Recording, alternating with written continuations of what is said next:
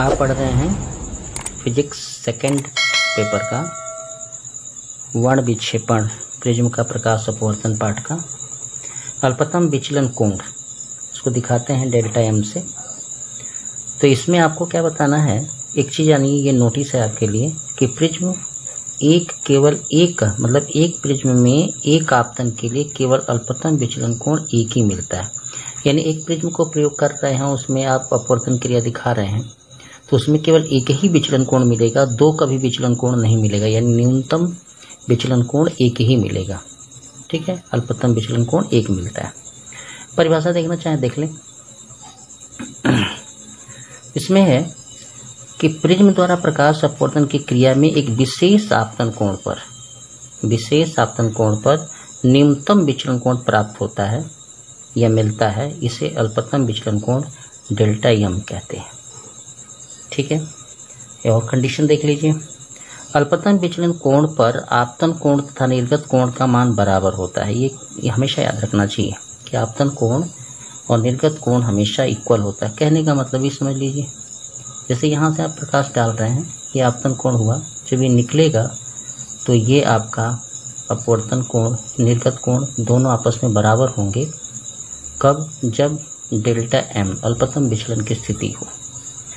और उस समय जो आर कोण होता है, यानी ये इंटरनल कोण जो आर होता है, दोनों का योग प्रिज्म कोण के बराबर हो जाता है। आगे आप देख रहे हैं वर्ण विक्षेपण या परिक्षेपण।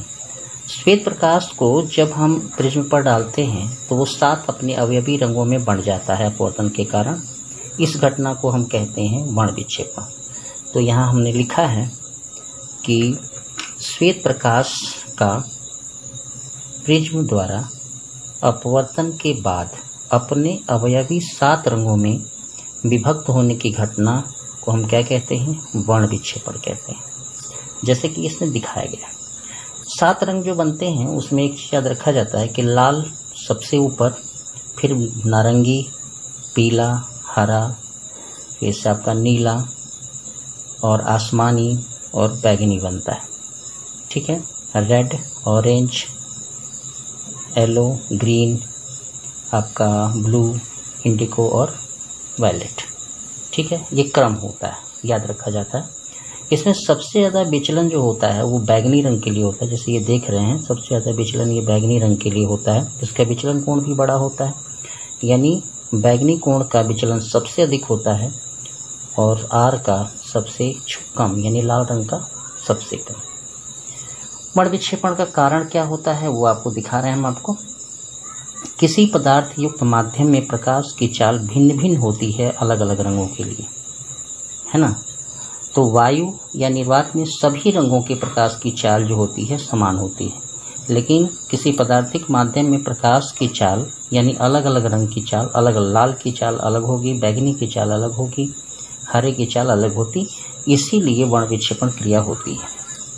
माध्यम का विभिन्न रंगों का के लिए अपवर्तनांक अलग अलग होता है। लाल रंग का अपवर्तनांक अलग होगा, बैगनी का अलग होगा। ये उसका बढ़ता हुआ क्रम दिखाया गया। यानी बैगनी का अपवर्तनांक जो होता है किसी पारदर्शी माध्यम के लिए सबसे ज़्यादा और लाल का सबसे कम होता है।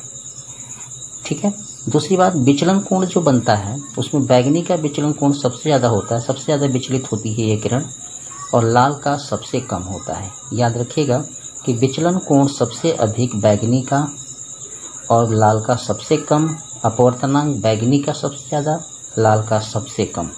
ठीक है, चलिए अगला देखते हैं वर्ण विक्षेपण क्षमता। प्रकाश के वर्ण विक्षेपण की क्रिया में किन्हीं दो रंगों के जैसे ये आपने दिखाया, ये वर्ण विक्षेपण आप दिखा रहे हैं, ठीक है ना। ये 2 रंग आपके जा रहे हैं, मान लीजिए लाल और बैगनी, तो इनके विचलन कोण का डिफरेंस को कहते हैं कोणीय वर्ण विक्षेपण। ठीक है ना, ये दिखाया हमको।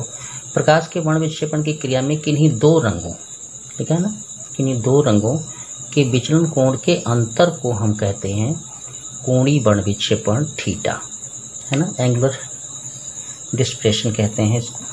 ये सूत्र हम आपको दिखा रहे हैं। थीटा बराबर होगा डेल्टा V माइनस डेल्टा, यानी बैगनी का विचलन कोण माइनस लाल का विचलन कोण। एक विचलन कोण के लिए सूत्र जो होता है अभी आप पढ़े भी थे पिछले में कि डेल्टा m बराबर होता है NV-1 R, या n तो बैगनी के लिए यहाँ भी लिखेंगे, लाल के लिए R लिखेंगे। तो इस तरह का सूत्र बनेगा जो उनको उनके डिफरेंस करेंगे तो ये सूत्र आपके निकल के आएगा। तो ये दोनों सूत्र का यूज किया जाता है।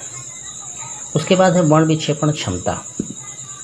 प्रकाश के वर्ण विक्षेपण की क्रिया में किन्हीं दो रंगों के कोणीय वर्ण विक्षेपण यानी थीटा तथा माध्य रंग के विचलन कोण के अंतर अनुपात को हम कहते हैं उस माध्यम के पदार्थ का वर्ण विक्षेपण क्षमता। किन्हीं दो रंगों के कोणीय वर्ण विक्षेपण यानी थीटा और उन दोनों रंगों के माध्य रंग के विचलन कोण के अनुपात को। अगर ये मान लीजिए लाल और बैगनी लेते हैं, लाल रंग और बैगनी रंग के बीच का ये कोणीय वर्ण विक्षेपण लेते हैं तो पीले रंग का विचलन कोण होगा, जैसे ये आपको हम दिखा रहे हैं।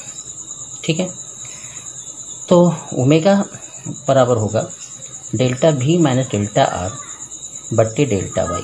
ये है दोनों लाल और बैगनी रंग का विचलन कोण का अंतर, यानी थीटा को कहेंगे। ये थीटा बराबर होता है delta V minus delta R, और उसमें इसका भाग दिए हैं।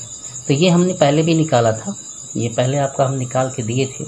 ये देखिए आपका कोणीय वर्ण विक्षेपण, तो उसी का हम भाग दे रहे हैं। तो ये देखिए इस तरह का सूत्र बन जाएगा, उसको काट देंगे यदि हम तो इस तरह का बन जाएगा सूत्र। एक सवाल भी देख लीजिए। एक प्रिज्म के पदार्थ का अपवर्तनांक नीले, लाल, बैगनी के लिए ये दिया हुआ है। तो लाल के लिए, पीला के लिए और बैगनी के लिए। लाल के लिए है 1.613, पीला के लिए 1620 और इसके लिए है 1632। ठीक है ना। अब इसको हल करना होगा, वर्ण विक्षेपण निकालना है, तो ये करेंगे NV minus NR by NY minus 1। अब मान रखेंगे तो NV का मान है 1.632 माइनस 1.613 बाई 1.620 माइनस 1। हल करेंगे तो ये आ जाएगा आपका 12 में से 3 जाएगा 9 और ये आपका 1 हो जाएगा, 0 हो जाएगा 0.0 बाई, इसको हल करेंगे तो 0.620। जब इसको हम हल कर देंगे तो ओमेगा बराबर आएगा 0.0306। ये आपका कोणीय वर्ण विक्षेपण हुआ। धन्यवाद। अगला वीडियो आपका एक न्यूमेरिकल का पड़ जाएगा और आपका ये कोर्स, ये चैप्टर समाप्त हो जाएगा। बाकी है जो है वो आपके कोर्स में नहीं रहा।